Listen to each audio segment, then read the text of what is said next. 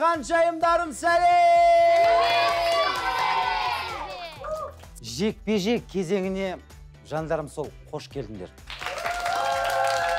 Сіздердей балаларым болса менде көп арман жоқ, негізі білесіңдер. Шапаласың. Ал енді жекпе-жек кезеңінің кіммен кім шығатынын айтпас бұрын бір серігіп билеп алсақ, қалай қарайсыңдар? Дайынсыздар ма? Диджей, музыку!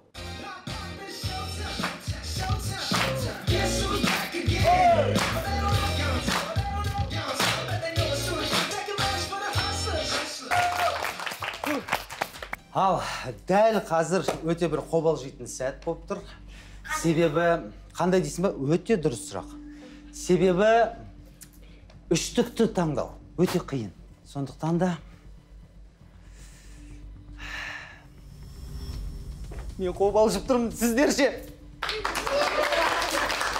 Ал, ондай болса бастайық, иә? Сонымен алғашқы үштікті жариялайық.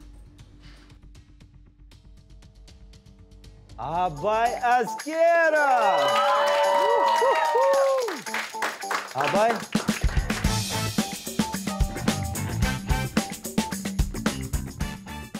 Аналардың ақ сүтімен ардақтап. Көрме таңдау кезеңінде мен бәрі оңай болады деп ойлағам, бірақ арасында демім жетпей қалып, көшім маған бірақ тәлімгер бұрылды. Үйге барғанда өзіме сенбей қатты қуандым. Қобалжып тұрған жоқсың ба? Міне, жігіт, міне шындықты айтып тұр. Қобалжу ол дұрыс нәрсе. Бірақ ана қобалжудың артында үлкен бір тылсым күш болу керек. Сол күшті міндетті түрде алып өту керексің. Дұрыс па? Келістік па? Ондай болса сені қарсыласында айтамын мен қазір, білесің ба?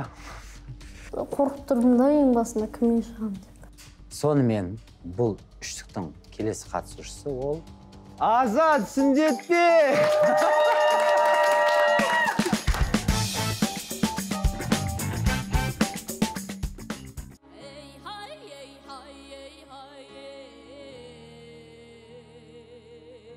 Көрме таңдау кезеңінде өзіме сенімді болдым, Астанаға бұрылады деп күттім. Бұрылғанына қуаныштымын.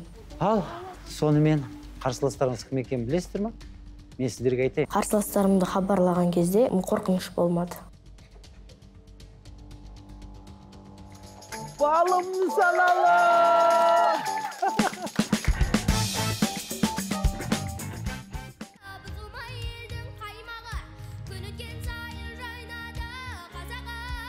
Көрме таңдау кезеңінен кейін мектепке барған кезде бір қасында 3 қыз тұр екен. Неге келді деп қарасам, сенімен суретке түсуге бола ма деді. Сосын түстім. Мен таң қалып қалдым, өзім жылыстана кеттім деп. Үшеуіңізден мықты жекпе-жек күтті. Ондай болса. Көрме таңдау кезеңінен балымды көрген кезде мықты екенін білдім. Жекпе-жек кезеңінде мен негізі қыздармен түскім келді. Екі жігітпен сайысқа түсіп жатқаннан кейін кішкене қобалжу бар. Мен кішкене ғана қорқа бастадым, себебі Азат ол қоңыр дауысты, демі күшті. Балымның плюстары жоғары нотадан алғанда қиналмай алады. Ал балалар, сәлем. Қалдарың қалай? Жақсы. Абай, балым, Азат. Дайынсыңдар ма? Иә. Қандайын берсем де дайынсыңдар ма орындауға? Иә. Сендерге біздің халық әніміздің бірін берсем деп отырмын. Ол әннің аты Желкілдек.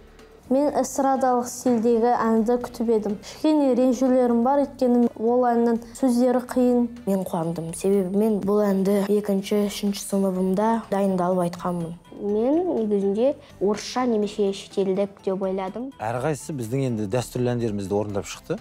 Сондықтан да біз енді ол үштікке дәстүрлі әннің бірін бергенін дұрыс көрдік.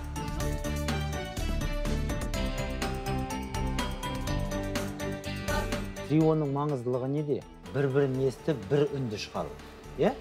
Ақаз егер бір-бірлерін айқайлап, егер бір-бірлерін ести алмай қалатын болсаңдар, онда трионың мағынасы болмай қалады. Жас жүректің кішкене жоғары айды ғой, е? Айтып келе жатады, созатын жерлерінде нотадан тайып кетеді, келесі жолды басқа тональностьта орындап шығады. Соңғы жақтарында мелизмдары бар, сол жерлерге кішкене жетпей қалам ба деп қорқыныш бар. Басуға ерініп аяқ құдай, Аққудай деген жер кішкене жоғарырақ айды, аха? төмен түсіп кетіп жатса сенде абайға қысым жетпей тұр. Бір 50% шикілігі бар, сонымен жұмыс жасаса ары қарай алып шығады ғой деген сенім бар. Ең басында маған кішкене қиын болған, сосын жайлап үйреніп кеттім.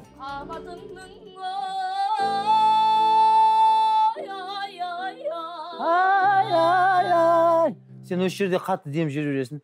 Ай. Кішкене үнемде сол жерде демің жасы ма? Ең соңында соңғы бір жолында ғана нақты уақытлы алатын жерінде демін алмағандықтан болып сөз алмай тұр. Осы әннің басындағы нота қиынырақ болады. Азатқа және Абайға да маған да деммен жұмыс жасаңдар деп айтты. Ассалаумағалейкум, Азатжан, қалай? Сәлем, қалың қалай? Абайжан, қалдарың ғой? Жақсы. Бүгін 100%-ық дайындық жасаймыз. Айтқан ескертулер естеріңде ма? Есімізде. Ондай болса бір рет толығымен айтып көрейік.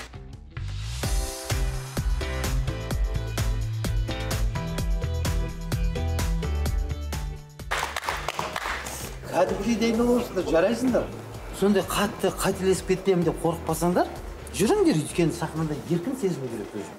Сахнада мен бұл балалардан қазір күтетінім қойылымды жай ғана айтып қана қоймай, соны әртіс ретінде бір ойнатып білсе, менің ойымша 100% кәдімгідей ұтымды нөмір болады. Сахнада сәл эпизод болса, бір киноның эпизоды, сеніммен айта аламын, нөмір мынау болады. Соны ескере жүріңдер. Жақсы ма? Жақсы. Сәттілік ондай болса. Мен қуаныштымысың деймін. Ал, әкел, есті. Әкел. Ай, жарайсың.